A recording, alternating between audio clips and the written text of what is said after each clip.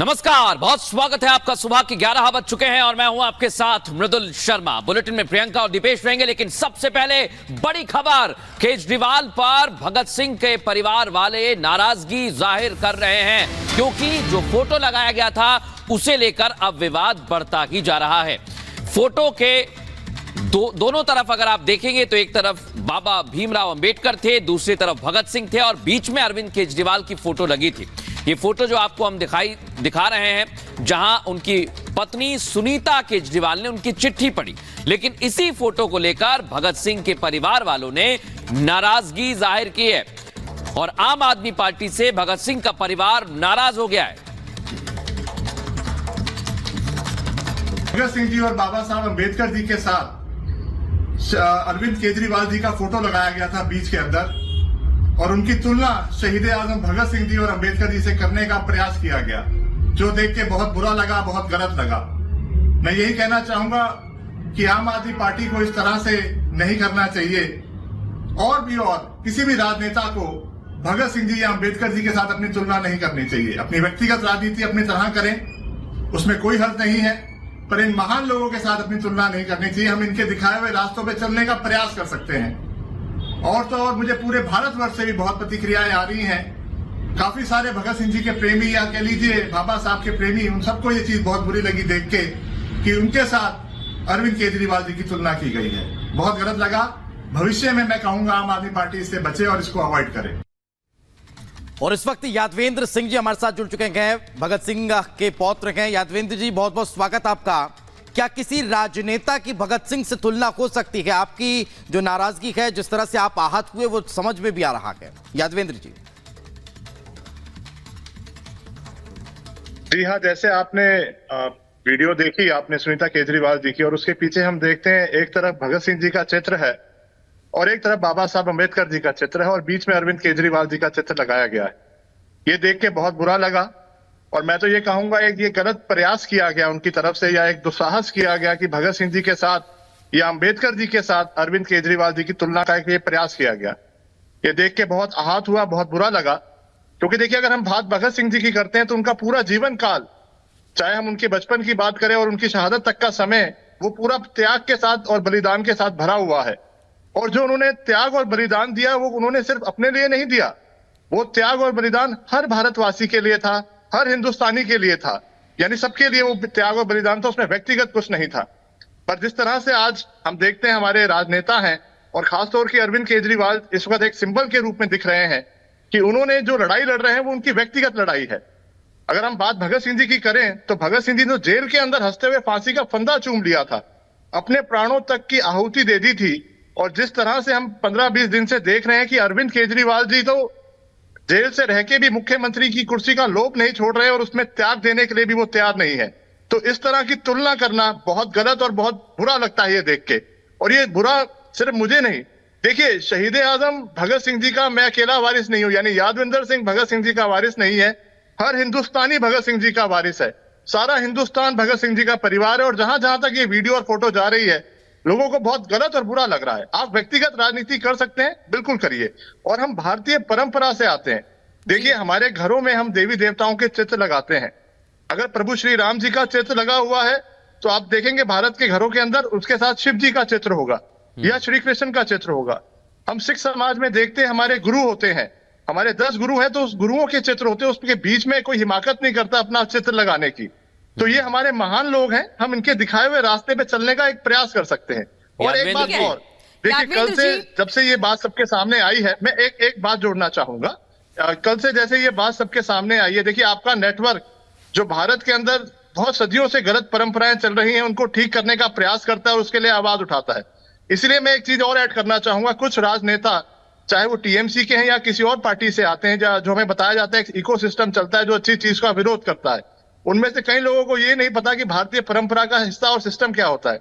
मैं शहीद आजम भगत सिंह जी के सगे छोटे भाई कुलबीर सिंह जी का पोता हूं, और भारतीय परंपरा के हिसाब से आज आप किसी से ही पूछेंगे तो मेरे दादा के वो सगे भाई हैं तो मैं उनको दादाजी ही कहूंगा।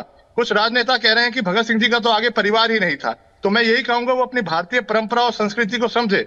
मैं उन कुलबीर सिंह जी का पौत्र हूं जब भगत सिंह जी अपनी माता जी विद्यावती, जिन्हें पंजाब माता भी कहा जाता है, जब भगत सिंह जी कहते हैं मां मेरी लाश को लेने तुम मत आना, कुलबीर को आप भेज देना, ताकि कहीं तुम आई और रो पड़ी तो मैं नहीं चाहता कि लोग कहें भगत सिंह की मां रो रही है। तो मैं यही कहना चाहूंगा कि इस तरह से मेरा उनका नाता, और मैं तो ये कहता हूँ सारा हिंदुस्तान उनका वारिस है, हर भारतीय उनका वारिस है। ये बहुत आपत्तिजनक चीज है, इसको बहुत तुरंत मैं कहूंगा उनको ठीक करना चाहिए। अब बुद्धि और यादवेंद्र जी, विवेक का बहुत बड़ी फैसला बात आपने कही है, आम बहुत ही आदमी पार्टी महत्वपूर्ण को बात करके कही दिखाना है। है। शहीद आजम भगत सिंह जी, वो जिन्होंने जेल में रह के अपने प्राणों की आहुति देश के लिए खुशी खुशी दे दी थी, लेकिन वहीं केजरीवाल हैं जो जेल में रहते हुए सरकार चला रहे हैं और बार बार रिहाई की मांग कर रहे हैं। तो ये तुलना करना वाकई बहुत गलत है। आपने आपत्ति व्यक्त की है, लेकिन क्या अब इसके बाद आप कुछ कानूनी कार्रवाई की तरफ भी आगे बढ़ेंगे? देखिए, सबसे पहले तो मैं एक, जैसे मैंने कहा, ये आम आदमी पार्टी ने अगर गलती हुई है तो उसको सुधारने का उनको एक मैं मौका दूंगा, और मैं चाहूंगा कि अपनी बुद्धि और विवेक के साथ वो भारत को बताएं कि वो क्या करना चाह रहे थे ये फोटो को दिखा के। हर हिंदुस्तानी या कोई भी समझदार व्यक्ति ये फोटो देख के यही समझ रहा है कि अरविंद केजरीवाल जी की तुलना की जा रही है बाबा साहब अम्बेडकर जी के साथ और शहीद आजम भगत सिंह जी के साथ। तो मैं यही कहना चाहूंगा, पहले इसका जवाब मैं आम आदमी पार्टी का सुनना चाहूंगा कि वो क्या फैसला करती है, या क्या वो लोगों को आके बताती है वो क्या करना चाह रहे थे, या क्या चीज उन्होंने करी है। अगर गलती से उनसे ये हुआ है तो मैं ये चाहूंगा उसको वो ठीक करें और इसको सुधारें, आगे भविष्य में ना करें। मैं तो केजरीवाल क्या, मैं तो हर राजनेता से कहूंगा जो हमारे भारत के हैं कि वो अपनी तुलना ना करें, ना शहीद आजम से, ना अम्बेडकर जी से, या किसी महान स्वतंत्रता सेनानी जो शहीद हुए हमारे देश को आजाद कराने के लिए। बिल्कुल यादवेंद्र जी, आपने बहुत महत्वपूर्ण बातें कही हैं और अब देखना यही होगा कि आम आदमी पार्टी इस पर क्या कदम उठाती है। बहुत धन्यवाद हमसे बात करने के लिए। आगे बढ़ेंगे और बात करेंगे चुनाव की खबरों की।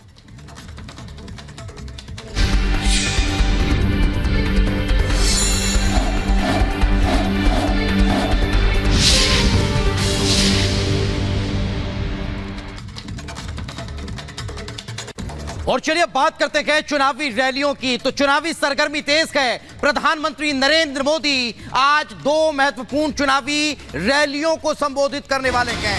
सहारनपुर और अजमेर में प्रधानमंत्री नरेंद्र मोदी की चुनावी रैली होने वाली है। तो वहीं देर शाम गाजियाबाद में बड़े रोड शो में भी प्रधानमंत्री शिरकत करने वाले हैं।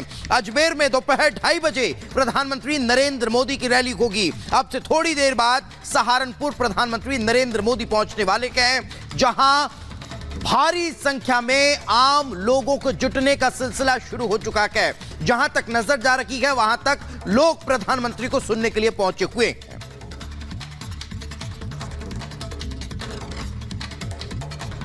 योगी जी, मोदी जी आए हुए हैं आज उनकी सभा में। तो उन्होंने उत्तर प्रदेश के लिए बहुत बड़ा काम किया है, कानून व्यवस्था ठीक की है। यहाँ से जो है सड़कें सब गड्ढा मुक्त है इस टाइम, सभी सड़कें बड़ी अच्छी हुई है। अब की बार 400 पार। हाँ, मोदी जी अच्छी लग रही, सारी बात अच्छी है, जिसकी सारी सहूलियत है, सारी सुविधा है। सुविधा ऐसी रात को आराम तक किसी टाइम जाओ किसी टाइम आओ। हमें किसान निधि मिल रही और हमें परमत टाइम पे मिल रहा, मील बढ़िया चल रहे हमारे देश के प्रधानमंत्री युग पुरुष के रूप में हम उन्हें उपाधि देते हैं, क्योंकि उन्होंने अंतर्राष्ट्रीय पटल पर आज भारत को जो एक पहचान दी है। उनके स्वागत में, उनके अभिनंदन में हम सब लोग यहाँ उपस्थित हैं।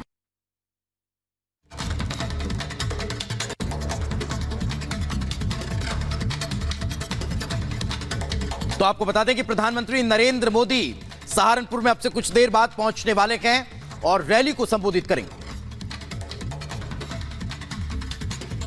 तो कैराना सीट हो या फिर यहाँ पे सहारनपुर, दोनों ही सीटों पर यहाँ पे जीत का दावा किया जा रहा है। लिहाजा अगर बात की जाए तो चूंकि सहारनपुर में पीएम मोदी लगातार रोड शो भी कर रहे हैं, इस बीच जनता जो हिंट दे रही है इसके हिसाब से भी दरअसल दिखाई देता है कि यहाँ पर बीजेपी के प्रत्याशी का पलड़ा ज्यादा भारी दिखाई दे रहा है।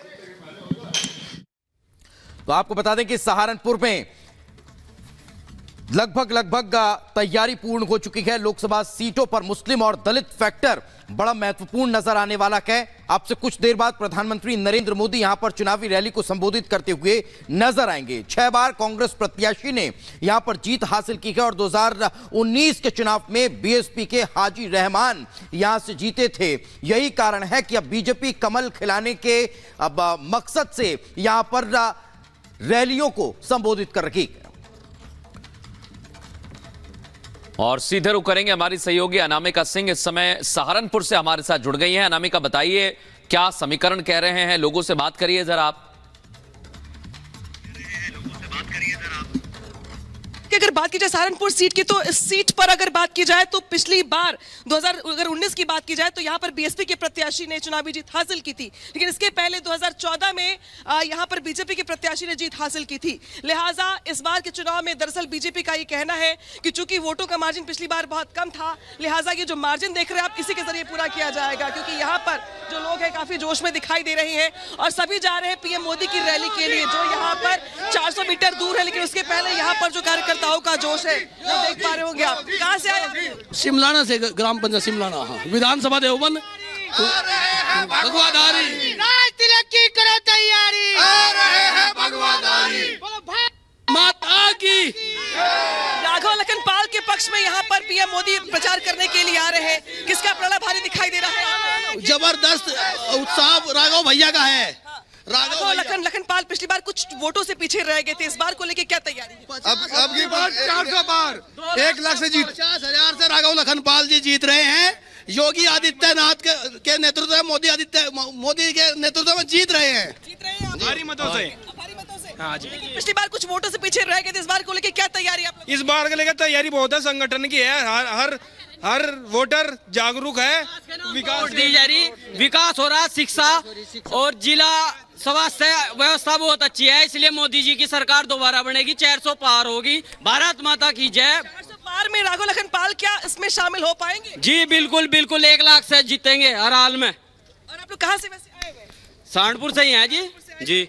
इमरान मसूद चुनावी मैदान में है राघव लखन पाल के सामने, क्या लगता है आपको कि मुकाबला कैसा होने वाला है? टक्कर का है, लेकिन इमरान जी माजिद है दूसरी नंबर पे, बसपा का कैंडिडेट रहेगा। अच्छा, तो यानी कि यहाँ पर आई है वो यहाँ पर बसपा, समाजवादी पार्टी और बीजेपी के बीच में दिखाई दे रही है, और शायद यही वजह है कि इस बार जो त्रिकोणीय मुकाबला है इस सीट पर, उसको लेकर के दरअसल ये जो तैयारी देख रहे हैं आप, ये बीजेपी की ओर से दरअसल यही से 400 मीटर आगे पीएम मोदी की रैली, और इस रैली में शामिल होने के लिए सहारनपुर के साथ साथ आसपास के जिलों के भी लोग यहाँ पर भारी संख्या में पहुंच रहे हैं। आगे सिर्फ और सिर्फ बसों की कतारें लगी हुई है, तो वही दूर दूर तक आपको सिर्फ लोग दिखाई देंगे जो चले आ रहे हैं अलग अलग हिस्सों से पीएम मोदी की रैली में शामिल होने के लिए। दरअसल सहारनपुर सीट ऐसी सीट है जहां पर जाट भी है, गुज्जर भी है, मुस्लिम भी है, साथ ही हिंदू भी है। ये देखिए, ठीक है मैं दे दूंगी। तो देखिए यहाँ पर जो लोग हैं उनकी ओर से दरअसल ये कहा जा रहा है कि पिछली बार चूंकि बीएसपी का गठबंधन था समाजवादी पार्टी से, इसके चलते लास्ट टाइम राघव लखन पाल कुछ वोटों से पीछे रह गए थे, लेकिन चूंकि इस बार बीएसपी अलग होकर लड़ाई लड़ रही है, आरएलडी का साथ मिल रहा है बीजेपी को, लिहाजा इस सीट पर बीजेपी ज्यादा मजबूत दिखाई देती। कहाँ से आए आप लोग? नकुड़ से आए हुए।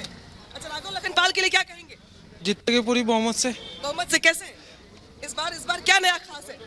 क्योंकि साथ जनता का साथ है, पूरा जनता का साथ है। चलिए कुछ महिलाओं से बात कर लेते हैं। आप लोग कहाँ से आई हैं? बात कर लो। आप लोग कहाँ से आए हैं? हम नागल से आए हैं, नागल ब्लॉक से जी। राघव लखन पाल के पक्ष में आप लोग यहाँ पे रैली में शामिल होने के लिए आए हैं, इस बार मुकाबला कैसे देख रहे हैं? मुकाबला बढ़िया वाला होगा मैडम जी।